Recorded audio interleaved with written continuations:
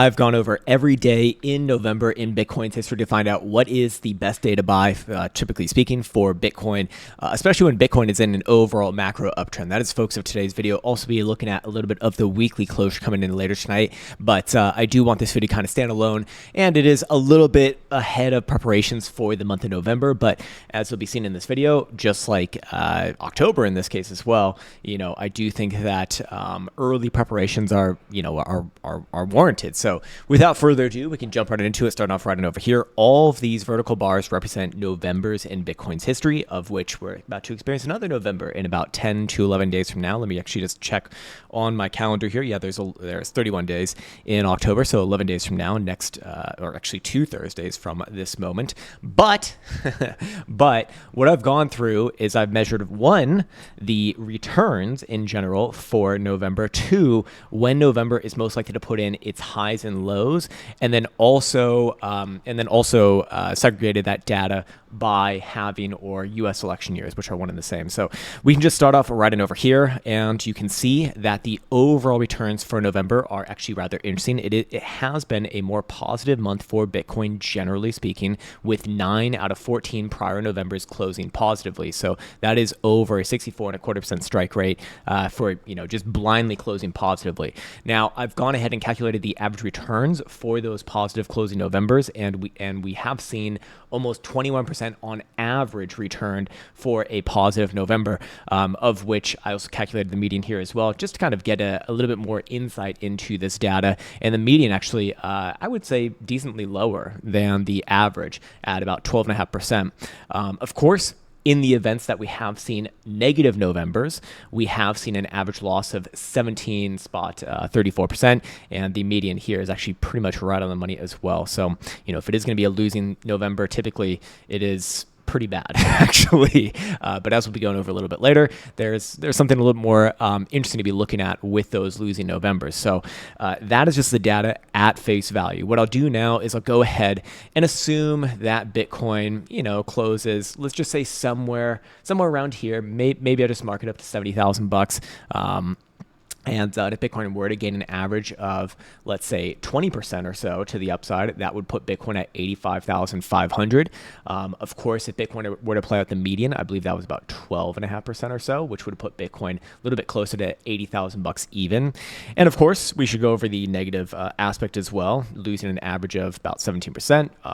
So let's just see what that kind of looked like. Again, assuming Bitcoin closes kind of somewhere around here, and 17% to the downside would put Bitcoin back down around about 59,400. Very, very interesting. Now, I should add that if we go back and revisit this setup that I actually forgot to bring up on this video, we can see that the 5-day setup, which has given us a pretty good identification of the long-term trending moves, which did fire off early this month, actually in the very, very beginning of October. This one does boast some pretty high average returns for those big trending moves. I believe it was around about 30%. Let's just double check on this. Let me actually go to the full history here. Boom, there we go. Much more trades in this one, and our average winning trade is okay. Let's actually, it's like over 100%, but that's not gonna be too helpful. I'm guessing those early iterations were just significantly bigger. Yeah, average winning trade here, if we just look at from 2018 to current times, is closer to about 29%. Again, not all of these are going to be 29%, obviously, but this strategy does typically catch the bigger moves, and 29% would put Bitcoin where? 81,000 bucks, a little bit above 80,000 bucks. And that one did fire off again very early October, and on average, this strategy takes about 9 closures to play out. 9 closures on a 5-day time frame would be 45 days. So that would put us into actually the 3rd week of November. Make sure to remember this, okay? Make sure to remember this, because we're going to come back to it in just a second here. All right. Now I want to go over November halving returns, which I thought were also rather interesting.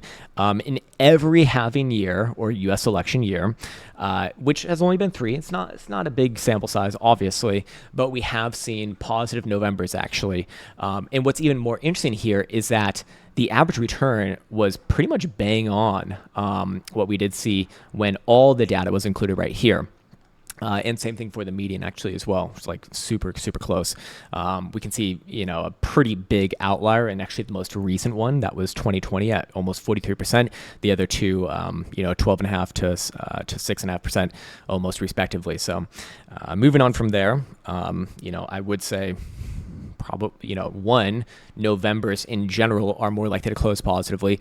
Two, halving years are more likely to close positively, because we've literally seen all of those close positively. Let me just, whoops, forgot to actually put that in right there. But yes, indeed, there it is. And then, of course, when we look at our setup over here, that would also be implying, further upside into that third week of November. And when we go even a little bit further here, as I turn off my damn Discord, because I don't want to hear that fucking noise in the background, because it's really annoying, it makes me rage, we can see that in general, November sees the lows generally early on in the month, similar to what we saw in October. If you recall, in October, it was about 9.5 days into the month on average, and for November, it is about 11.5 days. Now, if we just look at the times when the macro trend is up, that average goes down significantly to about 7.5. If you recall back to, again, October, that was 7. And when the weekly trend or when the macro trend is to the downside, significantly later on in the month, about 17 days in. Okay, interesting. What can we deduce from that? Again, similar to October, if Bitcoin is bullish, we do expect the lows to be coming in around that first week of November. In fact, if we look at 2012, 2016, and 2020 right here, all of these bolded dates, which again correlate to halving or U.S. election years, the lows came in almost the exact times as October as well. The 2nd, the 3rd, and the 2nd. If you recall, in October, we had 2 times in the past where the low came in on the 2nd day of October. In this case, we have 2nd, and 3, which is very early on in the month, by the way. Basically, the first weekday, actually, is what I found, I believe. Anyways, also, what I wanted to now get into and what I wanted to call back from earlier, Bitcoin November highs, mislabeled this right here, apologies. That's what happens when you copy and paste cells, but you don't pay attention to that part on Google Sheets. But same thing here. We typically see Bitcoin November highs coming in later on in the month for macro uptrends around day number 19.5. Well, if you recall, this setup over here, this one is projected on average to last about, 21 days into November. Very close to that number, kind of correlating with that. Now, if we include all of the data, then that average goes down significantly to about 13 days in, or about 2 weeks in, to the month of November. But it's massively dragged down by the macro downtrend data right here, which it's basically like vice versa of what we expect on the macro uptrend. So when the macro trend is to the downside, we expect like the highs to come in within the first week. There only one time has it not come within the first week, by the way. And when the weekly trend is up, or when the macro trend is up, almost always it comes in very late, very late in the month. Now, I do want to again look at the halving data here as well, or U.S. elections data. 2012, we saw that the high was put in on the 26th. That was not the high until the end of the year. Things did continue upwards and onwards from there. 2016, this one actually coming in very early, very early, uncharacteristic, but it did happen. It came in on the 3rd date. It was still not the high for the year. And then 2020 coming in almost, or I believe on the last day of November, the 30th. And again, not the high for the year either. So, what am I trying to say? I will buy Bitcoin. I'm not going to buy any more Bitcoin, but if I were to buy more Bitcoin, or if I was just looking for an interesting date, it would be around that 2nd day or 3rd day, basically first week of November. Unlikely we see the highs of November until later on in the month, and the setups over here still very much viable. And then also what I wanted to mention as well is that as we head into the end of this month, again, we still got some more time to go, but if we look at monthly stochastic momentum, we will see it officially cross back up to the upside and continue to trend above the critical zone, more importantly, with any sort of a closure this month above 65,850. So that would look pretty good. And starting to really round up my thoughts as to why I do think that this cycle does see a high in, probably before the end of Q1 of this, of 2025.